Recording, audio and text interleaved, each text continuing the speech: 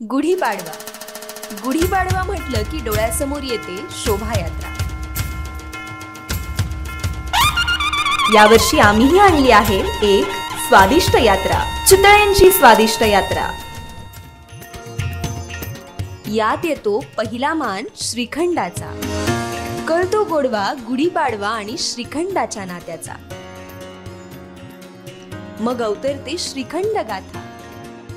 स्वादाच्या या मधल्या टप्प्यात सांगितली जाते कथा श्रीखंडाच्या जन्माची, त्याच्या इतिहासाची. मग काय, महाराष्ट्रातून सुरू झालेली ही यात्रा आटपाट नगरात पोहोचते. दक्षिण भारत, उत्तर प्रदेश करत करत थेट काश्मीर पर्यंत जाऊन पोहोचते. चला पाहूया, चला अनुभवूया चितळ्यांची स्वादिष्ट यात्रा.